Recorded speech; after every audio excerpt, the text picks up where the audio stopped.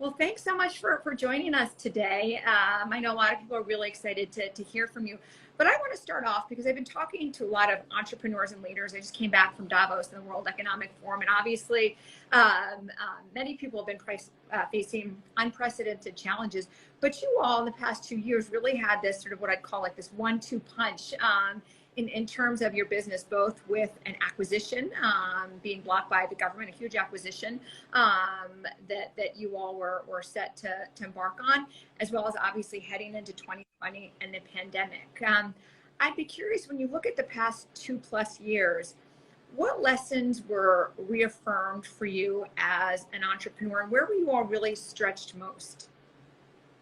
Yeah, it's a great question. I think, we came out of that process with our merger that was blocked in February, and COVID hit in March. And obviously, I have the benefit of perspective and context that COVID is not like my problem. It's the world's problem. But there was a piece of me that was like, oh, could we have just maybe waited a month or two until I had to deal with the next crisis? But I think it did, it was actually inspiring because I think in some ways going through some of those shared experiences as a team, a leadership team in particular, but the company overall, you do bond over those experiences, and you always face adversity, and particularly as like an earlier stage company. And I think how you sort of, coalesce and come through those things, it does make you stronger as a company and as a team. And I think for us, it caused us to sort of look inward and, figure out, okay, well, what is it that's sort of unique about what we do, and actually really more clearly define that. So for us, we're trying to build this, modern CPG company and a family of brands and a platform, and we've got unique omni-channel capabilities. So really sort of clearly defining those things and articulating them to our company internally and externally. And, fortunately, given our e-commerce exposure, COVID wasn't, sort of the worst thing for us as a business. And I think, dealing with some of that adversity has helped us move forward.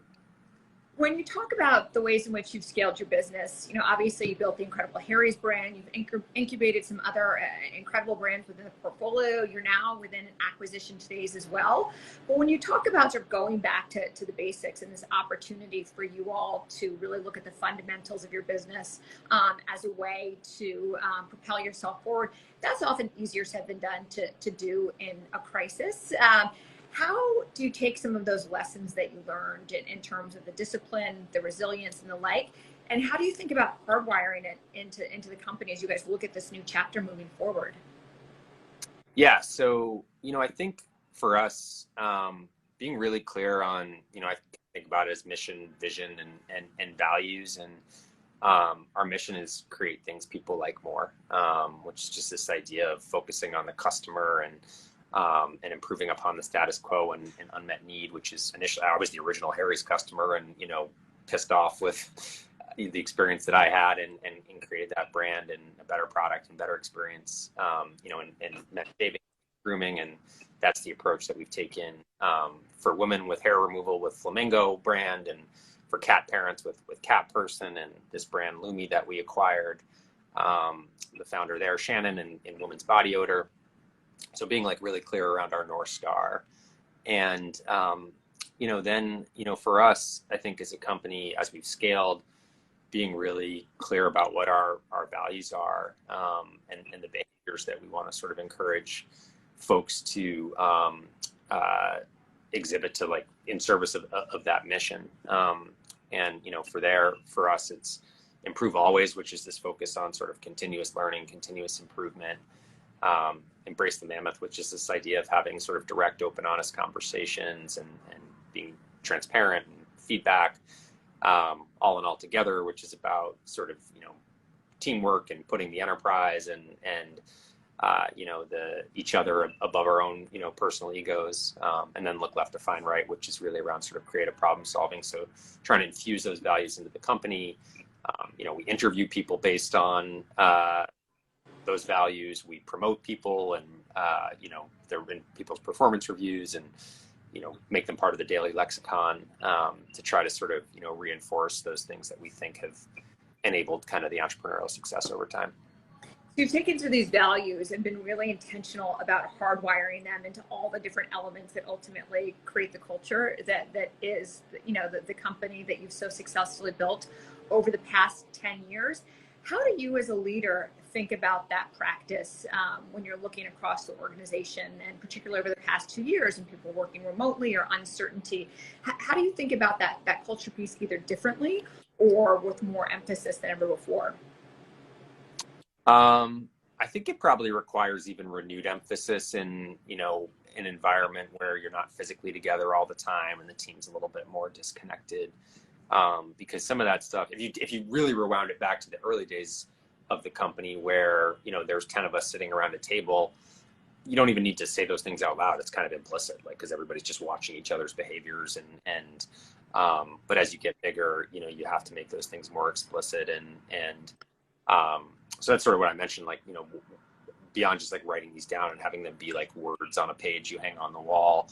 It's actually infusing them into interview questions and half of our performance review is basically, how well you perform vis-a-vis these values, not just the what, and what have you accomplished, but the how and how you do your job. So those are the types of things that we've tried to do to think institutionalize those things a little bit better. Obviously, those values seem to have created a culture that's allowed you to be sort of these buzzwords that we hear all the time in terms of businesses navigating challenges, and that is sort of flexibility and adaptability. How, though, did you all learn to deal with the stress and the challenge that you as a leader personally, but as a team, navigated while you rode this incredible roller coaster, not just obviously over the past 2 years, but since nearly the decade launching the business? What advice do you have for others who are trying to think about ways in which they can shape their teams, but also their own roles personally to better buffer themselves from the volatility that's going to be inevitable? Yeah, I think, a few things that we've tried to do. One is, focus on mental health, and, that's become a much more common part of the lexicon in the last, year or two. But we were doing it sort of before it was popular, so to speak. And I think it's actually a pretty core part of our social mission as a company. We give 1% of all of our revenue to nonprofit partners, and the Harry's brand is really focused on mental health and men's mental health as a cause that we've gotten behind and have a bunch of partners whom we support there. And so we've tried to do that internally with our company as well, and employees, and provide resources, whether it's access to mental health care, and so that's, I think, something that we've always taken seriously. And I think more generically, just particularly in a Zoom environment, work can become very transactional, and I think people obviously figured out that the barriers were breaking down, but just reserving time and space for human interactions, and recognizing that everybody's just a human being on the other side of the Zoom call, going through whatever their struggles are. So creating time and space to bond over that and have conversations and build relationships. I think those things are still really important too. You're in this really, as we talked about a few minutes ago, this really exciting phase of your company where you've not only just built some of the brands that you mentioned, but you're in an acquisition phase and the all really focused on creating products and experiences that consumers like better. How have you learned to better understand or identify those areas in which you feel like you can add exponential value to the customer? Because there's no shortage of those frustration moments you talked about, right? In terms of, for example, in your case with Harry's, the shaving market, and just looking for a better razor that you don't have to get someone to unlock it at the CVS. How do you think about that today in your business, given where you're at? Yeah, I think it's sort of what you said, which is that it's really staying focused on unmet needs at the end of the day. And you know, every brand in our portfolio has effectively an origin story that kind of starts similarly. So, I mean, the Harry's origin story is my personal origin story, but, you know, where Cat Person came from is there was a cat parent on our team who was fostering cats and was really frustrated with the lack of high quality, you know, food options for cats who are carnivores, whereas dogs are omnivores. But the whole pet industry is basically designed around dogs. So most cat foods have a bunch of filler in them that are not really good for cats. And, you know, you could then extend that to the stigma that exists around being a cat person, you know, more broadly. And this idea of having a brand that is like celebrates the bond between cat and cat parent and has food and accessories that are really designed with cats in mind. So like our, you know, shipper box doubles as like a little toy house for cats because that's what cats like to do with boxes. And so like just little things like that. And, you know, that was just sort of an authentic, you know, unmet consumer need. And I think the way you sort of cultivate those things is like let those happen organically. Like that was an organic thing. It wasn't some like manufactured business idea. And then as you begin to actually cultivate and grow those businesses, I think we believe as a company to drive as much decision making and autonomy as close to the customer as possible. So like the Cat Person team within our ecosystem operates, you know, very independently and autonomously. Like, you know, from a corporate standpoint, we're talking about, you know, budgets with them and you know, operating more like a board would operate. But that team, in terms of making day-to-day decisions for their business, are making all those decisions and just kind of leveraging some of the infrastructure and services of the mothership to help them scale maybe a little bit more efficiently or effectively than they could on their own. But, you know, keeping those decision making as close to the customer as possible, I think, is the way that you sort of maintain that as you scale. You know, when you talk about Harry's and these other brands that you've created, it's never been just about price, right? It's about creating this great experience, this great product. But it comes back to this word that is hard to quantify, and that is value. How do you think about and define value when you look at these different brands and when you look at what the customer is really in need or seeking? Yeah. I used to have a like cute math equation for this, but it's like value equals, you know, brand times, you know, product or experience divided by price effectively. So I think all those things go into the value equation. And so, yes, price is generally where people's mind goes when it comes to value, and that is the denominator. So it makes sense if, you know, if something is a lower price thing, then value goes up.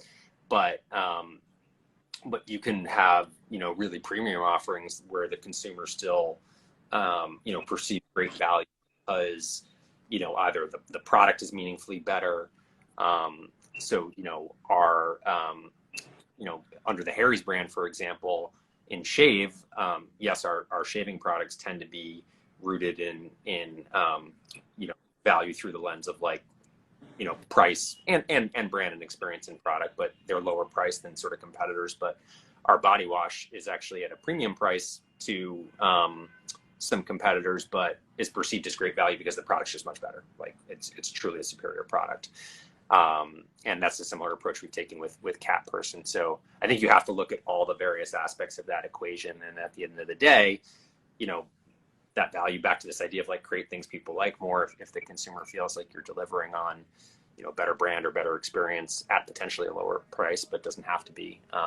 That's how they perceive value. So obviously the success of your business comes down to really understanding where, you know, solving unmet needs for customers, but it also is your ability to have so successfully scaled and adapted this company over nearly a decade. When you look at what it's taken you all to build and scale the business, and you look at other entrepreneurs today, what do you think is one of the most underestimated aspects or skill sets of the experience that you may not have fully appreciated when you first launched the company in 2013?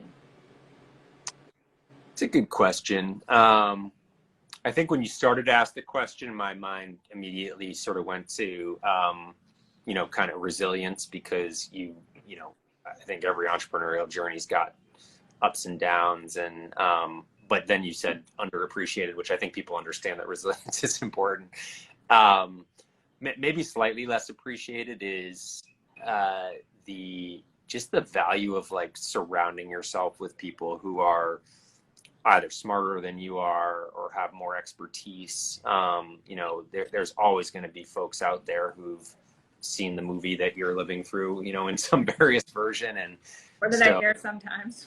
Yeah, exactly. And I think the more you can surround yourself, whether it's through, a traditional board of directors, an advisory board, even, your leadership team with people who, just have really valuable experience and key off of them. That's it's fun because you get to learn from all these people, and that's one of the favorite parts of my job is like, I have all these amazing experts that are much better at what they do than I would ever be. I'm just more, I have like a general sense of vision and direction, but I don't know how to do all these things. And I think make yourself like much better for it, not trying to figure out everything on your own. You at the beginning of your answer, you talked about something we all know, the importance of resilience, the ability to keep moving forward amidst all of the inevitable obstacles. What does resilience look like for you now versus when you started the business? How has it evolved, or how have you learned to harness and hone that muscle in a different way? Yeah, I think resilience in the early days was, truly being able to like modulate, I guess, sort of emotions in the sense that you feel you'd be euphoric one day because, you got some deal done or so, and you think you're on top of the world. And then the next day, you've got some product issue and you think you're going out of business, and sort of recognizing that the lows are never as low as you perceive them to be, and nor the highs, and figuring out how to kind of like modulate emotion. Everybody's got their own coping mechanisms for how to do that. But I think resilience now is recognizing that, managing a big organization through change is actually like a lot more complicated. And in fact, if you're changing too much as an entrepreneur, there's always a tendency to like potentially, chase the shiny object or get some idea. And that can actually be pretty like unsettling and disruptive for a team. And certainly at least without bringing them along the change curve with you. But you also do have to create an organization that's adaptable. And so I think, now resilience is a lot more about like building resilience in other people and bringing people along a change curve, rather than just like modulating my own personal emotions around it. I have to ask because, when you talk about the early days of entrepreneurship, you said, you're all just sitting around a table, it's modulating sort of your own experiences. And now it's hardwiring that into a culture of building a resilient team. How, though, do you take time out of your day or out of your schedule to not only be able to obviously meet the needs and demands of running this company successfully and all the curveballs that come up, but also to really take that pause and step back, to have the discipline to figure out where to spend time, where to course correct, focus on these really complicated new sets of challenges and opportunities that are very, very different when you're just in the survival mode in the infancy of a business? Yeah, I think, tactically, I think, well, for me personally, like it's important to have like there's, we call it golden time at Harry's, but it's this idea of, there's, for some people, it's the hour in the morning that they need to work out, or it might be the hour, where they need to go pick up their kids from school, or they want to, meditate or whatever. And actually literally calendar blocking that. And all of our calendars at Harry's are like transparency, and go to people's calendars and see where golden time is. And like, you must not schedule over golden time. And I think, more broadly, for me, it is, you can get in that world where you're just like careening from meeting to meeting, and, you become very short-term oriented because you're always dealing with whatever's urgent. And, I do try regularly to like take a step back, actually plot what I'm doing against, like, I think it's Dwight Eisenhower came up with this, but like urgency importance matrix, and making sure that the things that are important but not urgent aren't getting like entirely, sort of, crowded out, and sort of reprioritizing, rescheduling, trying to make sure I've got chunks of time in my day where I'm not just careening from meeting to meeting, so I actually have some time to think. So those are like a few of the tactical things that I do personally, and we've tried to like, instill in the company to allow other folks to do that too. I love that, though. I love the idea of sort of blocking it out in your calendar, because it just also sends the message, right, that it is a priority, and that culturally within the organization you guys value that. And I think those sort of small cues within a company really, as you scale, can be transformative, right, in terms of setting the foundation of who you are, but also where you want to go in the future. Two last questions for you, Andy. A lot of people asked, so it's college graduation season. A lot of people are thinking about obviously launching their own businesses. A couple of questions I got earlier was, what's your one piece of advice that you would give to aspiring entrepreneurs that you don't hear enough being given? Yeah, I mean, I think that people tend to, in my experience, overweight the kind of risk of failure. And, humans are like wired to be risk averse, and kind of underweight the kind of risk of like, what if? And, particularly when you're at earlier stages of your career and your life, and, maybe you don't have a mortgage or kids or whatever other sort of confounding variables make enter into reality. It is like a good time to sort of like take risk and get reps, and it doesn't mean like go just jump into like whatever crazy idea comes to mind. Obviously you need some rational calculation around that, but I think somebody told me once, like, I think they called it the genie question, but it's like, ask yourself the question, what would you do if you knew you wouldn't fail? It's actually like a pretty instructive, it doesn't mean go do that thing necessarily, because then you have to, enter, into the sort of risk assessment and all of that. But if you can actually disaggregate those things in your mind, I think that's really instructive. And then the other thing I would say is just, all experience is just like reps at the end of the day, and good judgment comes from experience, which tends to come from bad judgment effectively. And so you're just like getting in the arena. That doesn't mean you have to like go start your own company, but go work for, a startup and get that exposure and get that experience is really valuable. Yeah, experience and action and execution. Those are sometimes the least glamorous parts of what we think about in terms of building a business, but it's the grind day in and day out. The reps, as you call it, I love that, just over time that build opportunity and build success. Last question for you, Andy. When someone is looking at the Harry's business that you all have built, and particularly, some of these critical junctures that you've navigated more recently, what's the one takeaway that you hope that they would have in terms of what it takes to lead today, or what it takes to build a thriving business? Yeah, I think, I would hope that people, would sort of look at us from a business standpoint and be like, okay, these guys are building the Procter and Gamble or the Unilever of this generation. That's sort of the business aspiration, is this, family of omni-channel brands sitting on a CPG platform. I think from a like what enables success beyond just like what's the business strategy. I think, we do deeply believe in like a stakeholder approach to business, and this idea that, hey, if we really focus on customers, and you can measure that, you can look at NPS scores and customer satisfaction scores, but truly this idea of like unmet consumer need, if we try to create a great experience for our employees and make Harry's a place that people really want to work, and you can measure that too through like employee engagement scores.